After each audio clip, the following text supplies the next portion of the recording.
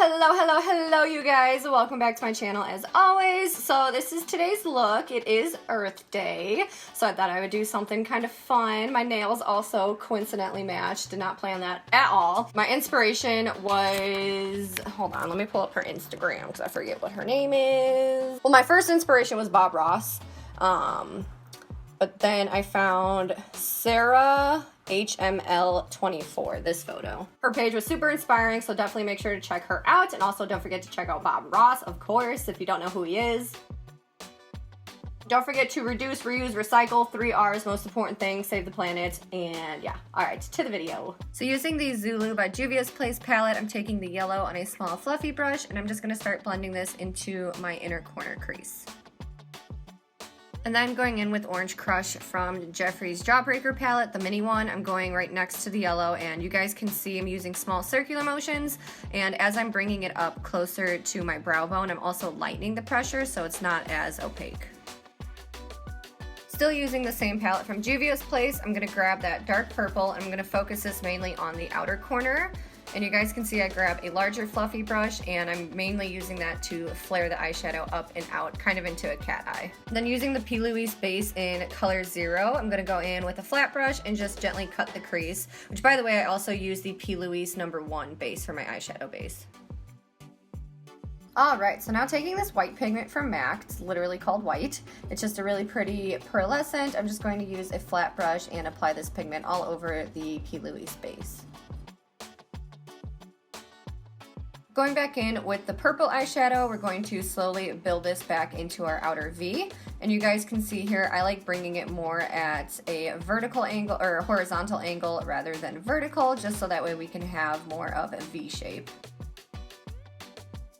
And then also just bringing some of that purple and white eyeshadow down onto the lower lash line. So I already did my brows and liner off camera, so now I'm going to go in with the Anastasia Moonchild palette and take the color Pink Heart. I'm also using the Bioderma Facial Mist to wet my face so that way the highlighter is a little bit more brighter.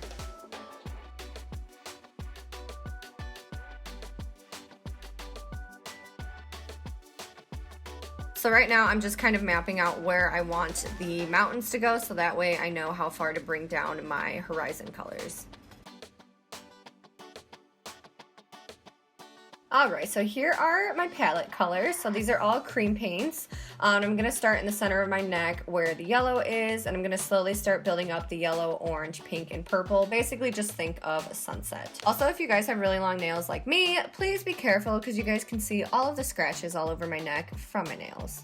And the sponges I'm using are just those disposable ones that you can get at a drugstore. I like to rip them in half so that way it has a little bit of texture, and I like to use those and just pretty much do bouncing motions. But you guys will see later that I got pretty impatient and ended up just using my fingers anyways to just get the color on at least, and then I can go back in with the sponge and blend it out later.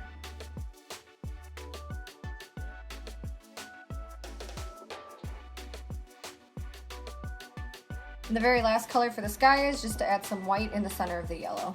Alright, now taking this colorful eyeshadow palette, this is actually a private label cosmetic, so I'm not sure exactly what the name of it is, but I'm going to use these eyeshadows to set the cream rather than using translucent powder, just because the eyeshadows will help the cream kind of pop a little bit brighter.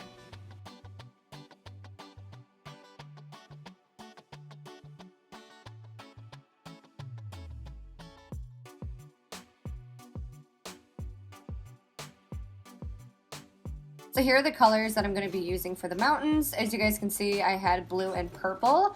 I didn't want to use just flat gray just because it's just such an ugly color, and having the purple in there adds just a little bit more dimension, and that way we can also make different shades of gray. Also, I apologize. I realized that I pretty much was out of frame for this entire thing, but basically what I'm doing is just tracing over the areas where I want the shapes of the mountains to go, and then later I'll add highlights and shadows. Alright, so I added a little bit more black to the mixture, and now I'm going back on top of the exact mountains that we just drew and just making them a little bit darker. The only reason why I didn't want to do this in the beginning is just in case if I accidentally went a little bit too high or made a shape that I didn't like, it'd be easier to wipe away the lighter gray rather than the darker one. Alright, so now that we have the main mountains done, I just want to add a few more in the distance. So I'm just going to outline the very tops of the mountains and make them a little bit softer, not as pointy, and then just blend the very bottom down into the sky so it almost looks like that there's mist on the bottom of them.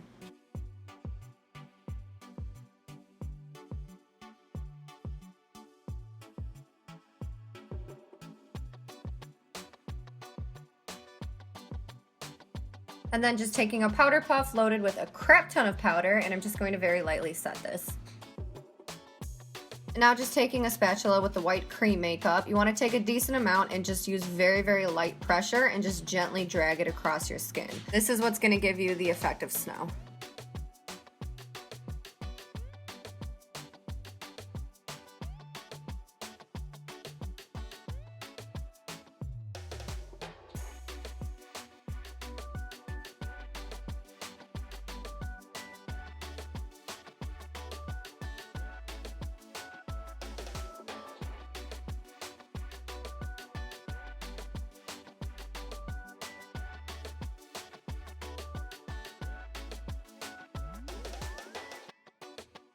Going back to the first gray we made, the lighter shade, I'm just going to apply this all over my chest, and this is what's going to act as the water.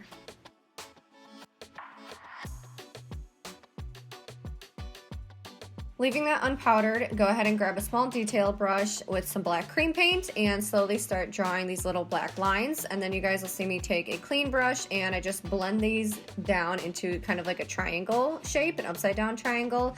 And this is gonna act as the reflection of trees into the water.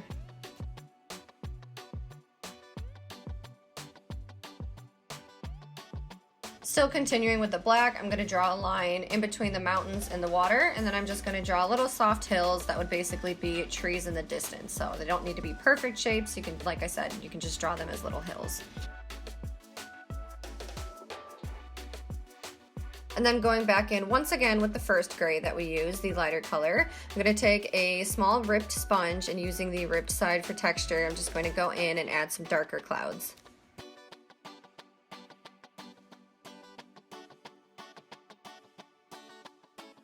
And then taking pure white and again using a small ripped sponge and just adding more clouds on top of that.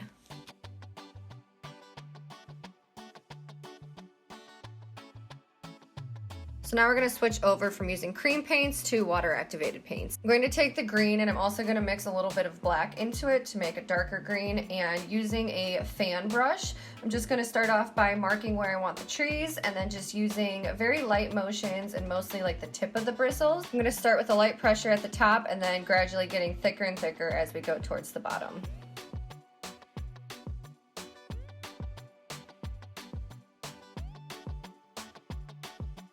And then taking the same green, except we're going to mix it with yellow this time, and we're going to do the exact same thing, and this is just going to add some highlights onto the trees. And remember guys, these are happy little trees, and if you make a mistake, there are no such things as mistakes, because they're only what? Happy mistakes. And then using black, we're just going to add a few birds into the sky. So I'm using Blue Velvet and Crocodile Tears. I could not decide what lipstick to use, so I ended up using blue on the outer lip line and then a dark green on the inner, just because I figured it was appropriate. It's Earth Day. These are very earthy colors.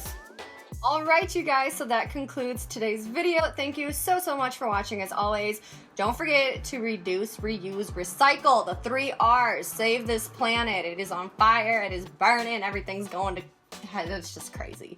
But anyways, thank you guys so much again. All the products along with my social media will be down below as always. And don't forget to like, share, subscribe, comment. And yeah, alright, until the next one, bye!